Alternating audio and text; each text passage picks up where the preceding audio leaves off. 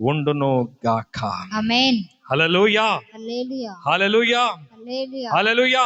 హల్లెలూయా అందరొకసారి. హల్లెలూయా. దయగల హృదయుడవు, నీ స్వాస్థ్యము ఎన్నడు ఎడబాయవు. ఎడారిలో ఊటలను, జలరాసులలో త్రోవలు ఏర్పరచువాడవు. సర్వలోకమే నీకు నిన్ను కొనియాడును. సర్వలోకమే నీకు నమస్కరించి నిన్ను కొనియాడును. దయగల హృదయుడవు, ఎవరు నన్ను విడిచినా నువ్వు విడువవు. ఎడారిలో ఊటలను, జలరాశులలో సత్య స్వరూపి, సత్య స్వరూపి నీ దివ్య వాక్యమే నాకు జీవ మార్గము. సారము వెదజల్లి నీ జాడలే నాకు జీవన గమనము. సత్య స్వరూపి నీ దివ్య వాక్యమే నాకు జీవ మార్గము. సారము వెదజల్లి నీ జాడలే నాకు జీవన గమనము. శ్రేష్టమైన ఉపదేశముతో జీవము కలిగిన సంఘములో నింపుతున్నావు. దీవెనలతో నడపుతున్నావు సమృద్ధితో. శ్రేష్టమైన ఉపదేశముతో జీవము కలిగిన సంఘములో నడుపుతున్నావు. దీవెనలతో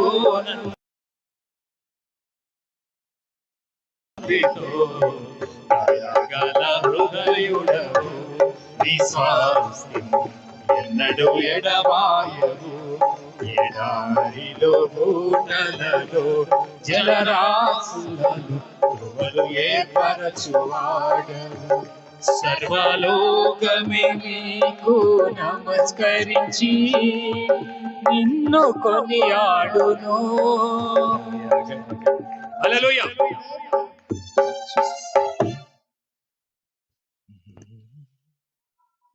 దేవునికి మహిమ కలుగును గాక. దేవుడు మన ఎడల కొన్నిసార్లు మన మేలు కోరి, ఏం కోరి? మన మేలు కోరి అనండి అన్న. మన మేలు కోరి దేవుడు మనల్ని బాధ పెట్టువాడుగా కొంతకాలము కనబడవచ్చు. ఎలా కనబడవచ్చు? హల్లెలూయా. కానీ ఆయన పెట్టిన బాధ ద్వారా మనమందరము ఉన్నత స్థాయికి రావచ్చు. ఎందుకు తెలుసా? ఎంతమంది మీద వస్త్రాలు ఉన్నాయి? అందరికీ ఉన్నాయి. ఈ వస్త్రము ఈ రోజు ఇంత నిగనిగా కనబడుతుందంటే దీనికి ముందు ఒకటి జరిగింది. దీనికి ఏం జరిగింది చెప్పండి? హల్లెలూయా. ఈ వస్త్రము ఈ రోజు ఇంత నిగనిగా ఉంది, ఇంత తెల్లగా ఉంది అంటే దీనికి ముందు ఒకటి జరిగింది. కాబట్టి ఈ రోజు మీరు అందరూ ఈ అంగి బాగుంది, ఈ సెట్ బాగుంది, ఈ చీర బాగుంది, ఇది బాగుంది బాగుంది అనడం కంటే ముందు దానికి ఒకటి జరిగింది. హల్లెలూయా. ఏం జరిగింది చెప్పండి? ఈ షర్ట్ ఈ రోజు మంచి కనబడుతుంది అంటే దీనికి ముందు ఒకటి జరిగింది. ఆ షర్ట్కి, ఒక అంగికి, ఒక వస్త్రానికి, ఒక బట్టకి, ఒక ఇప్పుడు చూడండి, అదే మీరు పై మీద వస్త్రాలు ఉన్నాయి, ఏమున్నాయి? వీటికి విలువ ఉంది. ఏముంది? ఇప్పుడు ఇంకొక వస్త్రం ఉంది, బాగా పాడై ఉంది, బాగా మురికి ఉంది. ఆ వస్తువుకు బాగుంది అంటావను? ఎందుకు బాగులేదంటే దాని మీద ముస్టు, దాని మీద చాలా మట్టి, దాని మీద చాలా ఎలా అంటే బాగా మాసిపోయింది. ఎలా ఉంది? కాబట్టి దానికి విలువ లేదు. ఇప్పుడు ఏం లేదు, దానికి విలువ తీసుకురావాలంటే దాన్ని ఏం చేయాలా? బాగా నీళ్ళలో నానబెట్టి దాన్ని ఉతుకుతే అందులో ఉన్నది ఏమైపోతుంది? ఆ మట్టి, ఆ మైల అంతా బయటకు వెళ్ళిపోతుంది. ఉతకకుండా పోతుందా? పోదు. ఉతికితేనే పోతుంది కదా. ఉతికితే పోదు. కొన్నిసార్లు దేవుడు నిన్ను నన్ను ఉతుకుతాడంట. చెప్పండి పక్కన వాళ్ళతో, భయపడకు, దేవుడు ఉతికినప్పుడు నీకు మంచిగా జరుగుతుంది చెప్పండి. ఆ బట్టకు ఉతుకుతున్నప్పుడు కొంచెం ఇబ్బంది కావచ్చు. ఏం కావచ్చు? ఇబ్బంది కావచ్చు, కొంచెం బాధపడవచ్చు. అన్ని బట్టలు మంచిగా ఉన్నాయి, నాకే ఎక్కువ బాగా బాధ పెడుతున్నాడు ఏంటి, బాగా కొడుతున్నాడు ఏంటి, పడా పడా పడా పడా ఉష్ ఉష్ అని కొడతారు వాగలలో. ఎట్లా కొడతారు? ఎలా కొడతారు? వాగులలో ఉష్ ఉష్ అని కొడతారు. ప్రైజ్ ది లార్డ్, హల్లెలూయా. ఎందుకు కొడతారు దాన్ని? అడగండి ఆయన కొట్టేవానికి.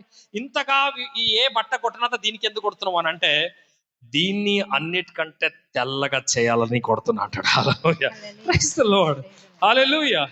ఏదానికైతే బాగా వాష్ అవ్వదో, ఏదానికైతే బాగా ఆయన రుద్దడో, బాగా తోమడో, బాగా ఉతకడో, అది ఏమైపోదు, దాంట్లో ఉన్నది పూర్తిగా అది పూర్తిగా పోవాలంటే శాకలవాడి చేతి కింద బట్ట అయి నలిగిపోవాలా. ఏమైపోవాలా? నలిగిపోవాలి. ఏమైపోవాలా? నలిగిపోవాలా. ఎంతమందికి అర్థమవుతుంది వాక్యం?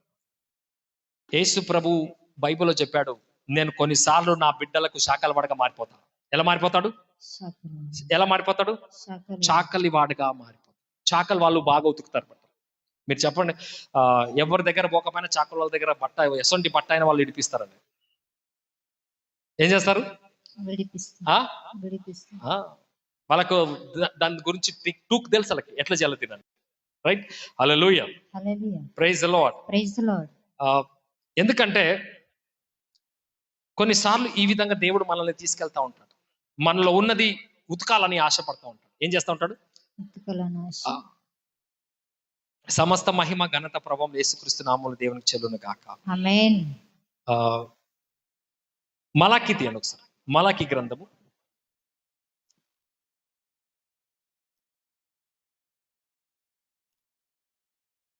3వ అధ్యాయము 2 నుంచి 3 వచనం. మలాకి 3వ అధ్యాయం 2 నుంచి 3 వచనం వరకు చూస్తున్నాం. అందరు బైబిల్ ఉన్నవారు చూడండి ప్లీజ్.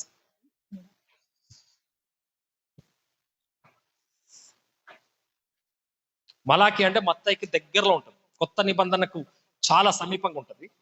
అయితే ఆయన వచ్చే దినమును ఎవరు సహింపగలరు? ఆయన పడగా ఎవరు ఓర్వగలరు? వాటి వాడు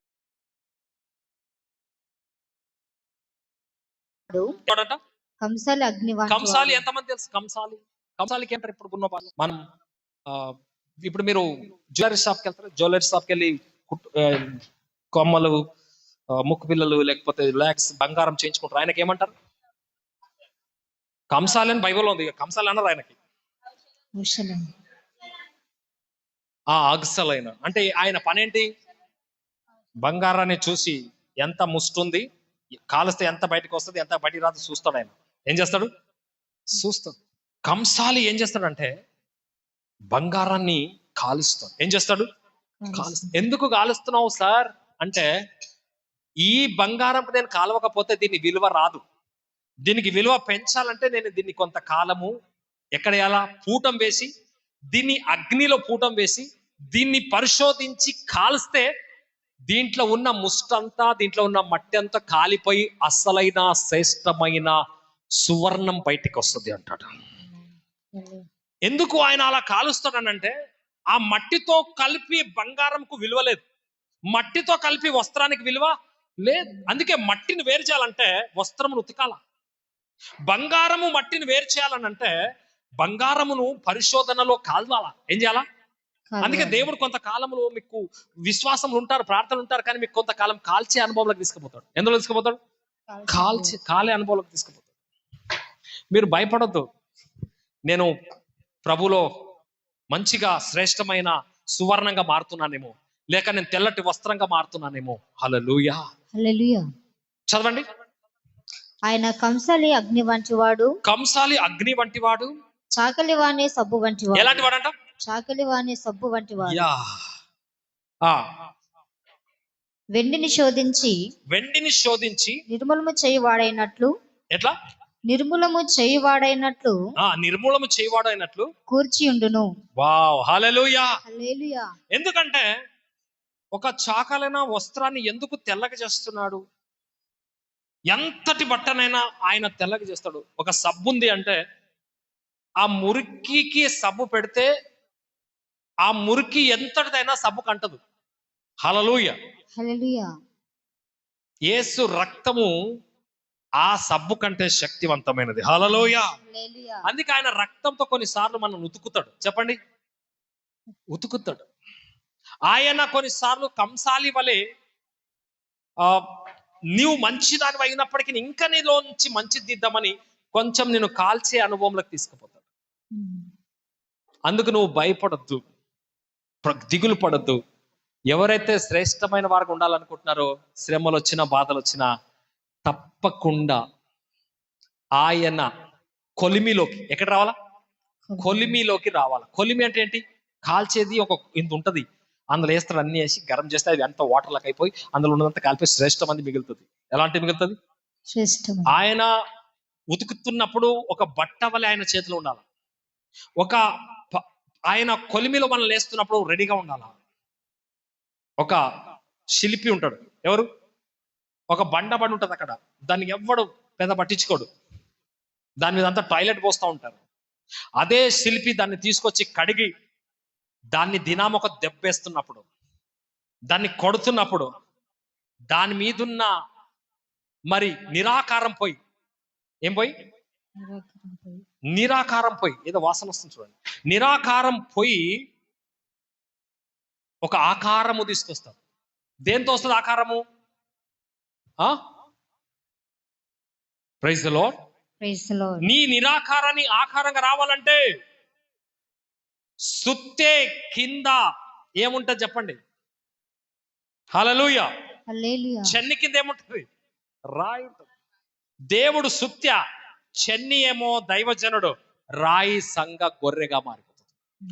మహిమ ఎవరికి వస్తుంది చెప్పండి? చెన్నికి వస్తుందా సుత్యకు వస్తుందా అంటే ఈ చెన్ని సుత్య పని చేసినందుకు రాయికి ఒక మంచి ఒక ఉత్తమమైన రూపం వస్తుంది. చెప్పలేదు. హల్లెలూయా. ఈ సుత్తే కొడుతున్నప్పుడు చెన్ని నిలబడాల, చెన్ని కొడుతున్నప్పుడు ఈ రాయి నిలబడాల. ఏం నిలబడాల? రాయి నిలబడాల.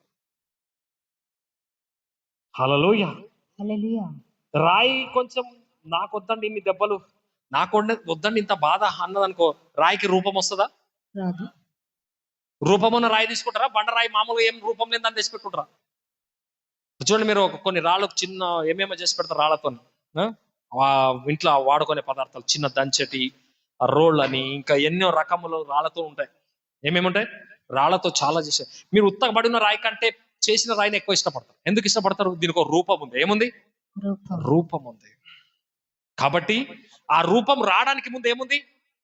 దాని వెనుక చెన్ని సుత్య ఉంది, దాని మీద పడతాయి.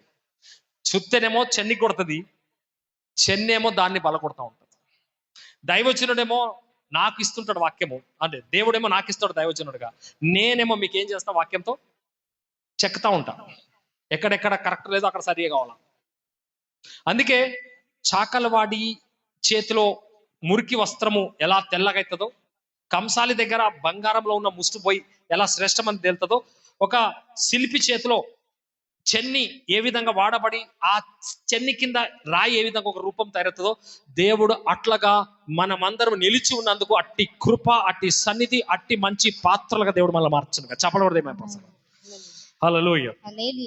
నేను భరించానండి, నేను ఇది భరించలేకపోతానండి, ఇంత బాధ నాకు వద్దండి. దేవుడు అంటాడు, సమస్త భారము చే అలసి సొలిసి ఉన్న వారలారా నా యొద్దకు రండి. ఏమన్నాడు? నా యొద్దకు రండి, నేను మీకు పూలదండలతో సన్మానం చేసి ఏ బాధ లేకుండా నేను కుర్చీ మీద కూర్చోబెట్టి 24 గంటల భోజనం చేపిస్తూ అవతల పుల్ల యువతలు పెట్టకుండా మిమ్మల్ని కాపాడుతా అంటాడా? అన్నాడు. నా మీద, మీ మీద, ఎవరి మీద? మీ మీద ఇంకోటి ఏమో కాని పెడతా. ఏం పెడతా? కాని. ఏమంటాడు? మత్తయి 11:20 ఎట్లా ఉంటది మాట? ఏమంటాడంటే, నేను మీ మీద కాని పెడతా. అదేంటి అంటే ఆ కాని మిమ్మల్ని చెక్తా ఉంటది. ఏం చేస్తా ఉంటది? చెక్తా ఉంటది. మిమ్మల్ని క్లీన్ చేస్తా ఉంటది. ఆ కాని మిమ్మల్ని ఉతుకుతా ఉంటది. ఆ కాణి మిమ్మల్ని కాలుస్తూ ఉంటది. ఆ కాణి మిమ్మల్ని ఒక రూపం వచ్చే వరకు చక్కుతా ఉంటది. అందుకే నా కాణి మీ మీద మోపి పంపిస్తా. ఒక రోజు ఇకారంగా ఉన్న మీరు, ఆకారం లేని మీరు ఒక మంచి ఆకారం గల దేవుని జనాంగంగా మార్చబడతారు. ఇస్తున్నాము. హల్లెలూయా. పనికి రాని వస్త్రంగా, పడేబడే వస్త్రంగా ఉన్న మీరు ఉత్కబడిన తర్వాత శ్రేష్టమైన వస్త్రంగా మారిపోతారు. అందుకే యెహోవా మాటలంట మట్టిలోకి వెళ్ళి తీసి కడిగిన ముత్యములంటివంట. ఎటువంటి అంట? ముత్యముల వంటివి. హల్లెలూయా. అందుకే నేను భరించలేను అని అంటే నీకు మహిమ దేవుడు ఇవ్వలేడు. ఏ రాయి అయితే చెన్ని కింద ఉంటుందో ఆ రాయికి మాత్రమే వస్తుందని చెప్పండి ఆకారం. ఏ శిల్పి కింద అయితే చెన్ని ఉంటుందో, చెన్ని కింద రాయి ఉంటుందో ఇవి మాత్రమే ఒక మంచి సాధనంగా ఉంటాయి. నాకు కొడుతున్నాడు కాబట్టి, నాకు తిడుతున్నాడు కాబట్టి, నాకు కరుస్తున్నాడు కాబట్టి, అరుస్తున్నాడు కాబట్టి నేను ఇట్లా ఉండలేను అని అనుకుంటే నీకు రూపము రాదు. వస్తుందా? మీరు చెప్పండి, ఆది నుంచి ప్రకటన దాకా ఎంతమంది గురువులు ఉన్నారు? ఆది నుంచి ప్రకటన దాకా ఎంతమంది శిష్యులు ఉన్నారు? ఏ గురువైనా ఏ శిష్యునికి ఎప్పుడు ఏమననసొంటి గురువు ఉన్నాడా? ఏ శిష్యుడన్నా అనిపించుకొని ఉన్నాడా? ఏ తండ్రి అయినా కుమారుడిని శిక్షించకుండా ఉన్నాడా? ఏ కుమారుడైనా తండ్రి శిక్షకు పాత్రుడు కాకుండా ఉన్నాడా? అంటే ప్రతి విశ్వాసీ జీవితంలో కూడా, ప్రతి ఆత్మీయతలో కూడా, ప్రతి దైవజనుడి కింద ఉన్న వాళ్ళకి దేవుడు అంటున్నాడు, ఆది నుంచి ప్రకటన దాకా ఉన్న వాళ్ళందరూ కూడా ఈ రోజు ఉన్నతమైన పేరు పొందిన హీరోస్ ఉన్నారు అని అంటే మీరు చూడండి. హెబ్రీలకు రాసిన పత్రిక 11వ అధ్యాయంలో కొంతమంది చూపిస్తాడు దేవుడు. చెప్తాను వినండి. 11వ అధ్యాయంలో కొంతమందిని చూపిస్తాడు. అందులో బరాక్ ఉంటాడు, అందులో యోప్తా ఉంటాడు, అందులో దావీదు ఉంటాడు, యోబు ఉంటాడు, సంసోన్ ఉంటాడు. చాలా మంది ఉంటారు. కొంతమంది పేర్లు నాకు గుర్తున్నాయి, ఇంకా చాలా మంది ఉన్నారు అందులో. ఇంకా ఏమి చెప్పదు నువ్వు, ఇంకా అనేక మంది ఉన్నారు అంటాడు. హల్లెలూయా, హల్లెలూయా. అంటే వీళ్ళందరూ తిప్పించుకున్నోళ్ళ, వీళ్ళందరూ బండరాయిలాగా వాళ్ళు ఎంత కొడుతున్నా అలాగే ఉన్నోళ్ళు వీళ్ళంతా. మీద దైవజనుడు ఎంత కొడుతున్నా, ఎంత బాధ పెడుతున్నా అలా నిలిచి ఉన్నోళ్ళు వీళ్ళంతా. మీరు నిలిచి ఉన్నందుకే ఈ రోజు అంత గొప్ప స్థానంకి వచ్చారని దేవుడు, ఎందుకంటే హెబ్రీలో వాళ్ళకు చూపించాడు. హల్లెలూయా. అవన్నీ ఎవరు? దేవుడు ఉతుకుతుంటే మౌనంగా ఉన్నాయి ఆ స్టార్స్, ఆ చుక్కలు, ఆ నక్షత్రాలు. దేవుడు కాలుస్తుంటే మౌనంగా ఉన్నాయి. ఎలా ఉన్నాయి? మౌనంగా ఉన్నాయి. ఉతుకుతుంటే మౌనంగా ఉన్నాయి, కాలుస్తుంటే మౌనంగా ఉన్నాయి. హల్లెలూయా. కొడుతుంటే మౌనంగా ఉన్నాయి. ఈ రోజు అవుటి స్టార్ అంటే అవుటికి ఉన్న విలువ ఎంత గొప్పదో దేవుడు చూపిస్తున్నాడు. అవి నా చేత తిప్పించుకున్న స్టార్స్, నా చేత గద్దింపబడిన స్టార్స్, నా చేత కొట్టించుకున్న స్టార్స్. ఆ స్టార్స్ ఈ రోజు ఉన్నతమైన స్థానంలో ఆ నక్షత్రాలు ఉన్నాయంటే అవి ఎన్నోసార్లు దెబ్బలు తిన్నాయి, ఎన్నోసార్లు తిప్పించుకున్నాయి, ఎన్నోసార్లు అవమానాలకు గురైనాయి. నాలో నిలిచి ఉండి ఈ రోజు సమాజానికి గొప్ప వెలుగుమయమైన జీవితాలుగా మారిపోయినాయి. హల్లెలూయా. ఈ రోజులు ఎట్లున్నాయంటే దైవజనుడు ఏదైనా చిన్న మాట అంటే అలిగిపోయేటోళ్ళు ఉన్నారండి. చూడు, వాక్యం చెప్తుంది, తండ్రి శిక్షించని కుమారుడు ఎవడు? చెప్పండి. తండ్రి శిక్షించని కుమారుడు ఎవడు? ఏ కుమారుడైతే తండ్రి శిక్షలో పాలిభాగస్తుడు అవుతున్నాడో వాడే నిజమైన కుమారుడు.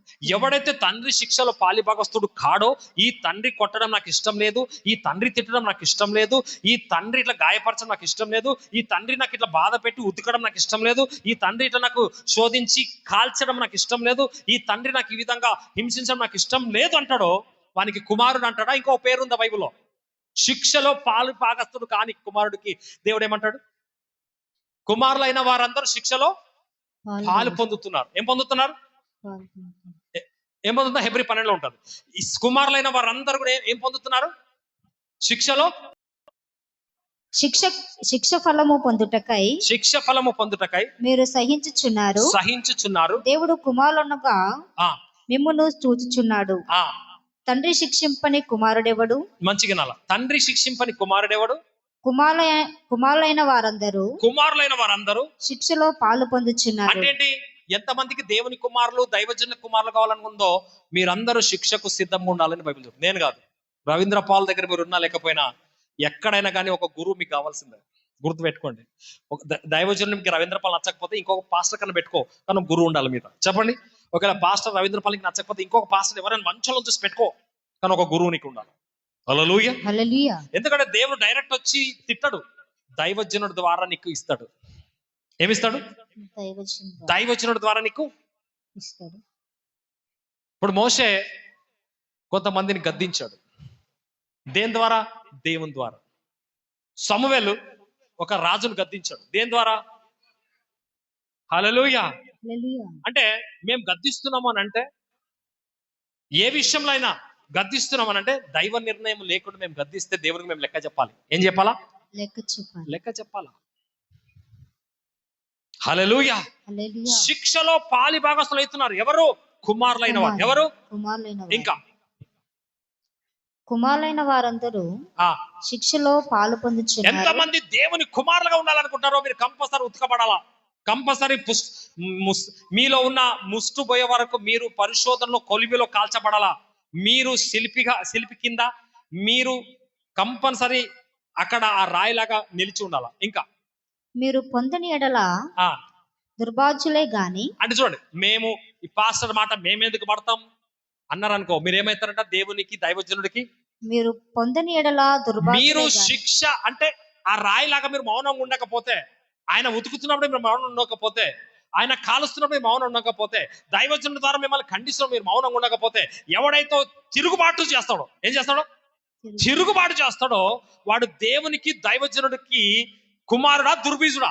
దుర్బీజులే గాని. దుర్బీజులు అంటే అర్థం ఏంటి? నచ్చని వారు. నచ్చని వారు వేరు, దానికి ఇంకో పాయింట్ ఉంటుంది. దుర్బీజు అంటే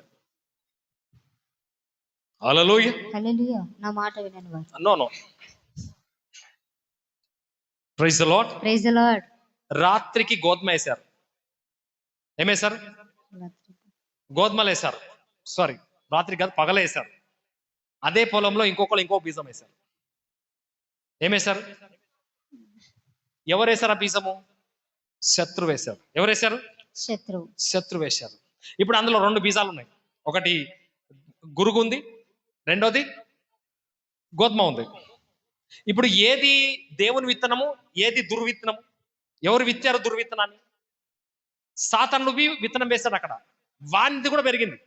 దేవుడు కూడా విత్తనం వేశాడు, దేవునిది కూడా పెరిగింది. ఇప్పుడు దేవుని విత్తనం అని దేన్ని అంటారు? గోధుమని అంటారు. గురుగుకి ఏమంటారు?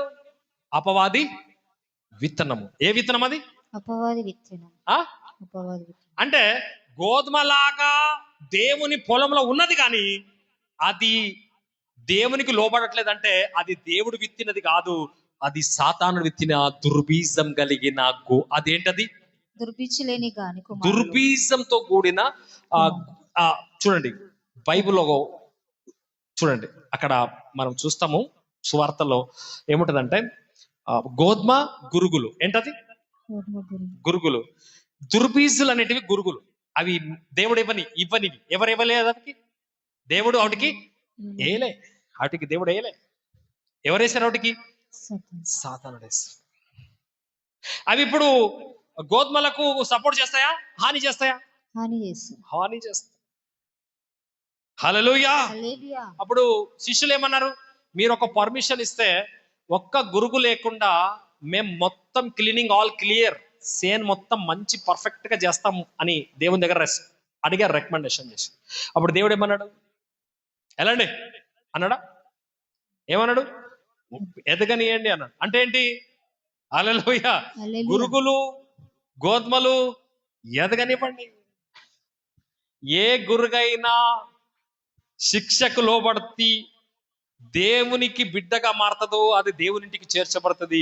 ఏ గురుగైతే నేను గురుగుగానే ఉంటా, నేను మారా, నేను ఎవరి మాట అయినా, నేను ఎవరి మాటకు లెక్క చేయి, ఆ దైవజనుడు అయితే నాకేమి, ఏ పాస్టర్ అయితే నాకేమి, వాడు ఉంటే వాడి ఇంటికి ఉండొచ్చు, నాకేమి అంటాడు చూడు.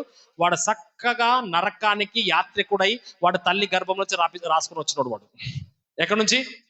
తల్లి గర్భముల నుంచే వాడు శిక్షకు పాత్రుడు. హల్లెలూయా. ఏ శిక్షకు పాత్రుడు? ఈడ దేవుని శిక్ష నువ్వు పాత్రుడు కాకపోతే ఆడ నిత్య నరక శిక్షకు పాత్రుడవి. ఈడ నువ్వు దేవుని శిక్షకు నువ్వు పాత్రుడవు అయితే అక్కడ నిత్య జీవానికి పాత్రుడవి. అందుకే దేవుడు కంసాలి వల్ల మనకి ఇబ్బంది పెడతారు కొన్నిసార్లు దైవజనుల ద్వారా. హల్లెలూయా. హల్లెలూయా.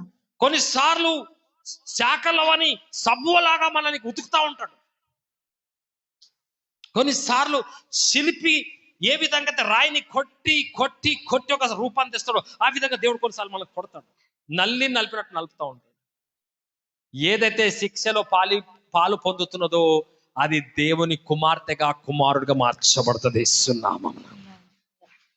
వాడేంది నాకు చెప్పేది, ఆ పాస్టర్ నాకేంది చెప్పేది అనుకున్నాం అనుకో. బైబిల్ ఏమంటో తెలుసా?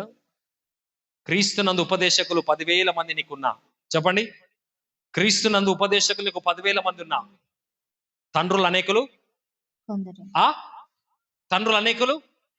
చూడండి, నువ్వు ఒక ఇంటికి పోయినావు, వాళ్ళ ఇంట్లో వాక్యం నడుస్తుంది. నీ ప్రాబ్లమ్స్ ఏమన్నా వాళ్ళ పెద్ద పట్టించుకుంటారా? నీ పొరపాట్లు కనబడ్డా కానీ నేను పెద్ద పట్టించుకో, మనోడు కాదు మనకెందుకు అంటారు. అదే మీ తండ్రి కూడా చెయ్యి, మీ నాయనమ్మ కూడా చెయ్యి. నీకు తిడతాడు. ఎందుకు తిడతాడు తెలుసా? ఆయన ఇట్లాంటి పొరపాటు చేసి ఎవరి పేరు ఖరాబ్ చేస్తాడు వీడు ఎవరిని కొడుకంటారు? వీని పేరుకు ఒక పేరు జత ఉంది, సన్ ఆఫ్. ఏముంది? Son of. అందుకే నా పేరు వినుకున్నది కాబట్టి వీడు చిన్న పొరపాటు చేసినా, ఎంత పొరపాటు చేసినా వీడిని ఖండించి బుద్ధి చెప్పి సరిచేయకపోతే వీడు రేపు నా పేరు పాడు చేసి వాడుగా మారిపోతాడు. ఎలా మారిపోతాడు? హల్లెలూయా. అందుకే 10,000 మంది నిన్ను మెచ్చుకున్నా, తండ్రి తిడుతున్నా పర్లేదు, ఆ తండ్రి దగ్గర నువ్వు ఉంటే నువ్వు ఒక గొప్ప తండ్రికి కుమారుడవు, దేవునికి మహిమ గల బిడ్డవుగా మారిపోతావు. హల్లెలూయా. 10,000 మంది పాస్టర్లు నీకు మెచ్చుకున్నా, ఒక తండ్రి చేతి కింద తిట్టుబడు, ఒక ఆత్మీయ తండ్రి చేతి కింద నువ్వు గాయపడు, నీకు విలువిస్తాడు దేవుడు. ఏమిస్తాడు? అనేక శ్రమల గుంట వచ్చిన వాడా, తండ్రి శిక్ష గుంట వచ్చిన వాడా, తండ్రి శిక్ష గుంట వచ్చిన ఆమె, తండ్రి శిక్ష గుంట వచ్చిన దానా, శభాష్. ఆయన కొడుతుంటే నిలబడవు, అలాగే ఆయన తిడుతుంటే అలాగే నలిగిపోయి నిలబడ్డావు, ఆయన ఉతుకుతుంటే కూడా బాధపడకుండా అలా నిలబడ్డావు. ఎన్ని అవమానాలు ఎదురొచ్చినా, పోరాటాలు ఎదురొచ్చినా అక్కడ నిలబడ్డావు. తిడుతున్నాడు కదా అని బాధపడలేదు నువ్వు. సాతానా పో అన్నాడు. ఎవరికి? పేతురు. ఏమన్నాడు? 12 మంది శిష్యుల్లో ఒకసారి పేతురికి శభాష్ అన్నాడు. ఇది పైనుంచి నీకు అనుకరింపబడితేనే కానీ నువ్వు ఇది చెప్పట్లేదు అన్నాడు పేతురికి. నువ్వు దేవుని కుమారుడు అని పేతురు అన్నప్పుడు. ఎప్పుడు అన్నప్పుడు? హల్లెలూయా. అందరూ మనకు తెలియంది పేతురు గట్ట తెలిసింది, పైనుంచి ఇవ్వబడ్డదంట. అది కూడా ఎక్కడి నుంచి? తండ్రి నుంచి. అప్పుడు బాగా ఉబ్బిపోయాడు. ఎంత? 1000 వోల్టేజ్ బల్బ్ లాగా మనోడు బాగా వెలిగాడు. కిందికి రాగానే నన్ను పరిసయ్యులు పట్టుకుపోతారు, నన్ను కొడతారు, నాకు సిల్వకేస్తారు, నన్ను చంపుతారు, పాపులు నన్ను ఇబ్బంది పెడతారంటే అది నీకు దూరం అగును కాక అంటాడు. ఎవరు? పేతురు గారు అన్నప్పుడు పేతురు ఏమంటాడు? సాతానా, ఏమన్నాడు? వెనుకకి పొమ్ము అంటే నువ్వు రావద్దు, వెళ్ళిపో అన్నాడు. ఏమన్నాడు? అట్లా అన్నప్పుడు పేతురు వెళ్ళిపోయాడా, నిలిచున్నాడు? చెప్పండి. ఒకవేళ వెళ్ళిపోయింటే సంఘానికి బండాయేటోడా? చెప్పండి. వెళ్ళిపోయిందా? యేసయ్య పొమ్మన్నాడు లేదా? సదన పో అన్నాడు. ఏమన్నాడు? పోయిందా? ఉన్నాడు. అందుకే యేసయ్య అంటున్నాడు, ఏ పేతురైతే పొమ్మన్నా నా శిక్షకు పాత్రుడై, నేను ఏం చేసినా నా శిక్షకు పాత్రుడై, నేను తిట్టినా నా ద్వారా తిట్టిపించుకొని నిలిచి ఉన్నాడు కాబట్టి ఆయన 3 సార్లు నా కొరకు అబద్ధం ఆడినా నేను లేచిన సంగతి శిష్యులతోనూ పేతురుతో కూడా చెప్పడని మార్క్స్ వార్తలు అన్నాడు. హల్లెలూయా. హల్లెలూయా. ఎందుకు? పేతురా, నీ మీద నా సంఘం కడతా, పాతాళ లోక ద్వారాలు దాని ముందు నిలవనేరం. ఏం చేయలేవు.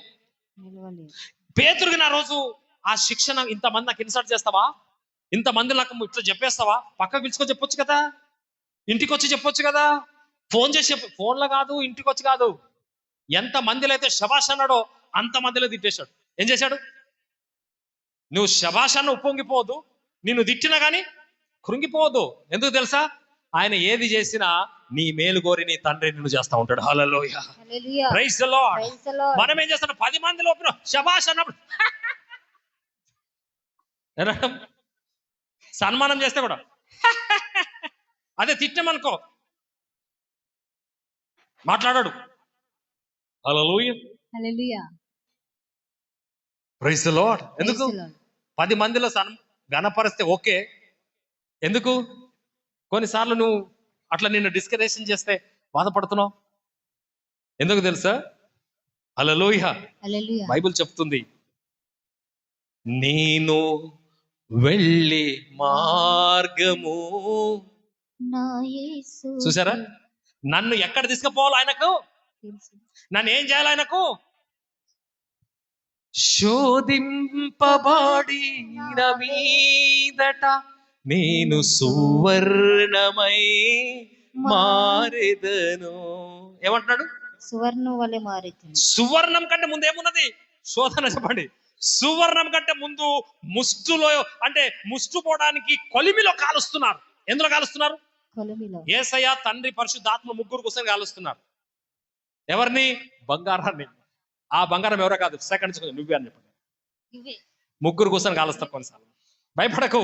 నీలోన పాపం అనే ముష్టు కాల్చేస్తారు, నీలోన బలహీనత అనే ముష్టు కాల్చేస్తారు, నీలో ఉన్న దుష్క్రియలనే ముష్టు కాల్చేస్తారు, నీకున్న ఆటంకానే ముష్టు కాల్చేస్తారు. భయపడకు. అవి పోయినవంటే నీ మీదున్న ఆ మంచితనము దేవుడు ఎంతగా మారుస్తాడంటే, చూడండి, అన్నిటికంటే శ్రేష్టమైన బంగారం ఎన్ని క్యాలరీస్ అంటారు? 24. 0.5 ఉన్న నీకు కాల్చి 24కి తీసుకొస్తాడు. అందరు ఎవరు చూస్తారు తెలుసా? బంగారం ఏది కావాలి సార్?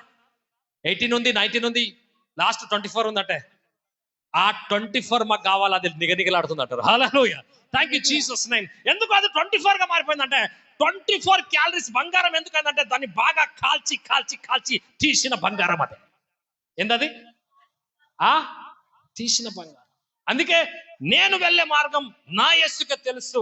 నన్ను ఏం చేయాలో, ఎలా నడిపించాలో, నా మీదున్న ముష్టును ఎలా కాల్చేయాలో, నా మీద మురికిని ఎలా వదిలించాలో, నా మీదున్న ప్రతిదీ ఎలా అయినా తయారు చేయాలో ఒక శిల్పి వల్ల నన్ను కొడతాడు, ఒక శాఖల వాడిని వాడిని ఉతుకుతాడు, ఒక కంసాలి వల్ల నన్ను కాలుస్తాడు.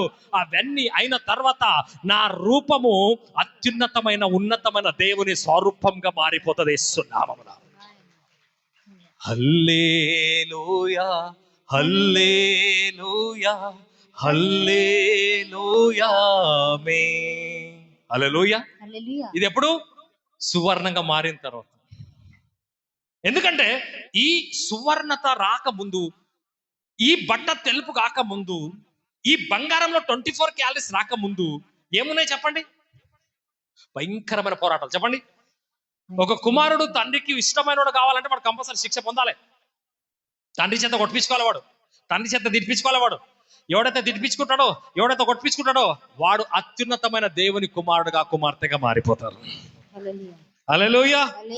అందుకే కుమారులైన వారందరూ శిక్షలో పాలు పొందుతున్నారు. ఏం పొందుతున్నారు? రైట్. దేవునికి మహిమ కలుగును గాక. దేవునికి స్తోత్రం కలుగును గాక. ప్రభు నిత్యం మనల్ని నడిపించును గాక. జకర్యా గ్రంథం 13:9 చదువు. Last and final word. జకర్యా గ్రంథము 13:9. ఆ 3 భాగములు నేను అగ్నిలో నుండి వెండిని తీసి శుద్ధపరచునట్లు శుద్ధపరుతును. ఏమంటున్నాడు? జకర్యా గ్రంథము 13:9. ఆ 3 భాగమును నేను అగ్నిలో నుండి వెండిని తీసి శుద్ధపరచునట్లు శుద్ధపరుతును, బంగారమును శోధించినట్లు వారిని శోధింతును. వారు నా నామమును బట్టి మొరపెట్టగా నేను వారి మొరను ఆలకింతును. వీరు నా జనులని నేను చెప్పుదును, యెహోవా యెహోవా మా దేవుడని వారు చెప్పుదురు. ఎప్పుడు? కంపల్సరీ శోధిస్తాడా లేదా? ఎందుకొరకు? నీకు డాక్టర్ ఆపరేషన్ ఎందుకు చేస్తాడు? నీ లోపల ఉన్నది బయటికి రావాలంటే ముందు ఏం చేయాలి? నేను పోయాలి. చెప్పండి, పక్కన వాళ్ళకి చెప్పండి. నీ లోపల ఉన్న ఇన్ఫెక్షన్ బయటికి తీయాలంటే పోయాలి. నేను కోస్తున్నప్పుడు చర్మంకు నొప్పి అవుతుంది, రక్తం బయటకు వస్తుంది. ఏమవుతుంది? రక్తం బయటకు వస్తుంది. నీ చర్మం బాగా ఇబ్బంది పెడుతుంది. పర్వాలేదు, నీ చర్మం బాధపడ్డా, నీ రక్తం బయటికి పోయినా, నీ లోపల ఇన్ఫెక్షన్ బయటికి వెళ్ళిపోతే నువ్వు మహిమ గల దేవుని కుమార్తెగా కుమారుగా మారిపోతావు. హల్లెలూయా. హల్లెలూయా. ఆ ఇన్ఫెక్షన్ ఉంటే ఎవరికి ప్రమాదము?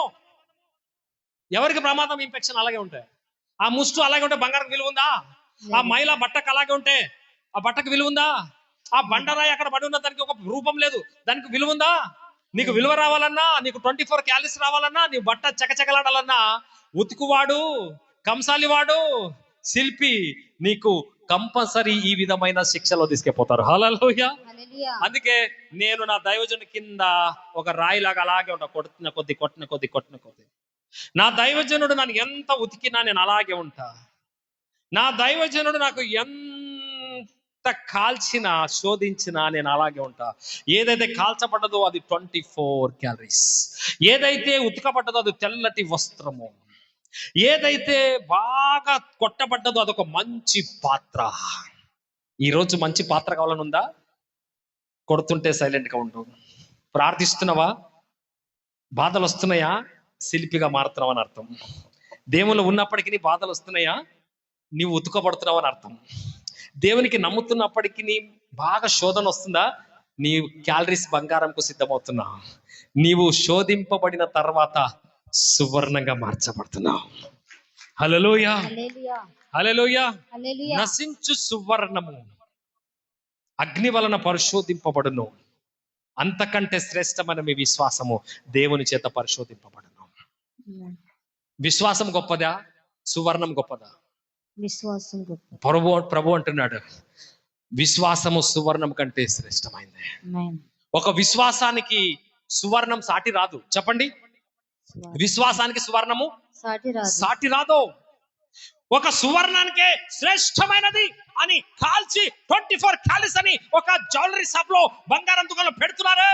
శ్రేష్టమైన విశ్వాసి అనాలంటే ఈమె కొంతకాలము కొలిమిలోకి రావాలా, ఇతని కొంతకాలం కొలిమిలోకి రావాలా. అప్పుడే ఈయన అగ్ని శోధనలో గుంట వెళ్ళి దేవుని పరిచర్యలో అన్ని రంగాల్లో కూడా నన్ను పట్టుకొని శ్రమలు వచ్చినా, బాధలు వచ్చినా, శోధనలు వచ్చినా నా కింద నలిగి నలిగి నలిగి పైకి వచ్చిన గొప్ప దైవజనుని పేరు ఉంటుంది. హల్లెలూయా.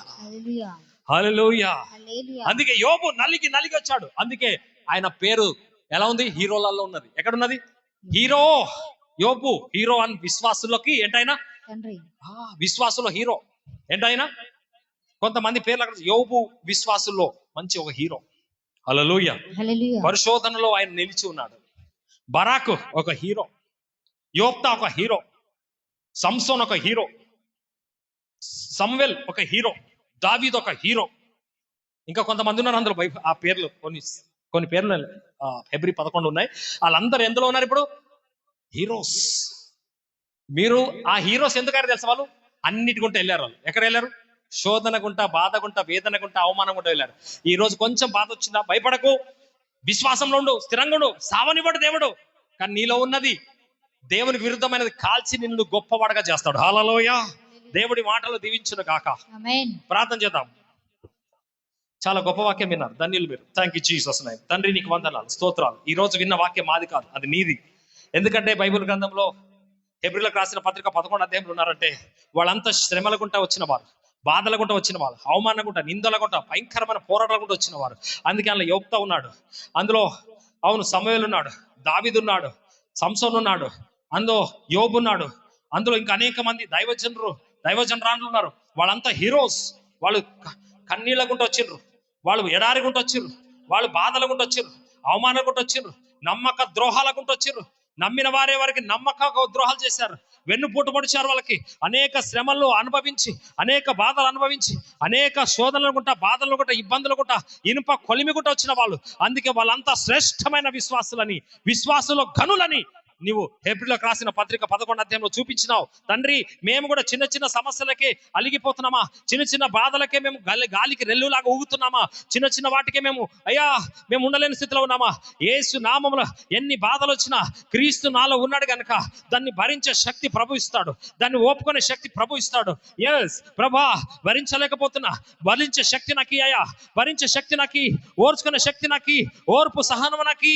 నాలో సహనం కూలిపోతుంది, నాలో సహనం లేకుండా పోతుంది, నాలో ఓర్పు లేకుండా పోతుంది.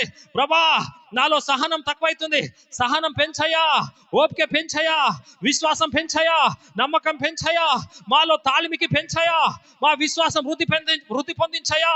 మేము నిలవలేని స్థితిలో ఉన్నామయ్యా, పడిపోయేటట్టున్నామయ్యా, మా చేయి పట్టి నిలబెట్టు, మా చేయి పట్టి నడిపించు, మమ్మల్ని నిలబెట్టయ్యా అని నువ్వు దేవుని మీద ఆధారపడుతుంటే దేవుడు అంటున్నాడు, నిన్ను పడినా నేను నిలబెడతా.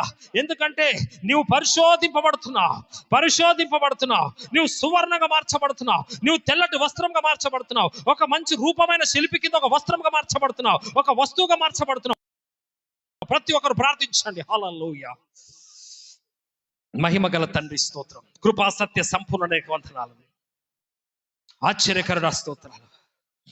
ఎంతమంది ఈ యొక్క ప్రేయర్లో ఉన్నారు, సన్నిధికి వచ్చారు, ప్రతి బిడ్డల్ని జ్ఞాపకం చేసుకో. Yes Lord,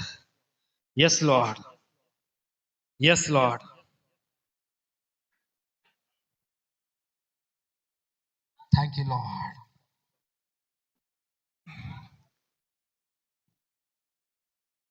thank you Holy spirit.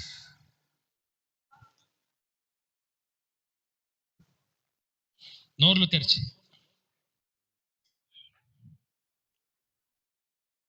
నా ప్రార్థన ఆలకించువాడా, కన్నీరు తుడచువాడా, నా ప్రార్థన ఆలకించువాడా,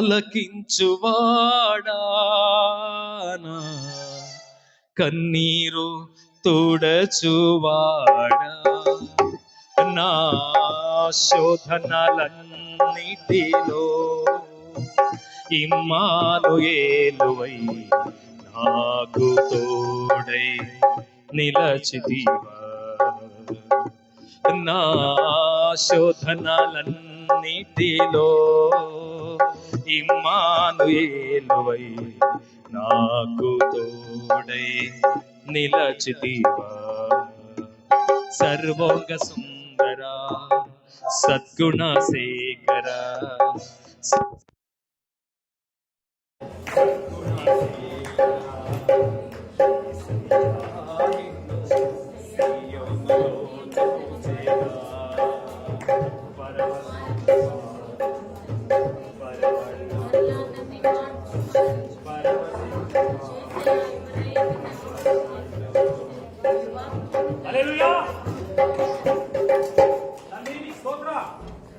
ఈ భూమి మీద పరిస్థితులు అనుకూలంగా ఉన్నా లేకపోయినా, సమయం అనుకూలంగా ఉన్నా లేకపోయినా, ఓపిక ఉన్నా లేకపోయినా, కరెంట్ ఉన్నా లేకుండా, నీ నామంలో ప్రార్థించడం ఆగదు, నీ వాక్యం వినడం ఆగదు, నీ పరిచయం ఆగదు, నీ రాకడ పర్యంతరం ఈ భూమి మీద నీ పరిచయం కొనసాగించడం నీ కృప మాకు అనుగ్రహింపబడును గాక. ఎంతమంది ప్రార్థించారో ప్రతి బిడ్డ అవసరం అక్కడ తీర్చబడును గాక. వారు నీ యొక్క రెక్కల కింద శిక్షకు పాత్రలుగా నిలబడి సహించి గొప్పవారు అవుతారు గాక. మేమందరము తాళిమికి కలిగి ఉండదు గాక. యేసు నామములో ప్రార్థిస్తున్నాం తండ్రి, ఆమేన్. పాట పాడుతుండగా మనం తీసుకొచ్చిన అర్పణలను, పాఠకాలను, దర్శన భాగములను ప్రార్థన పూర్వకంగా ఇది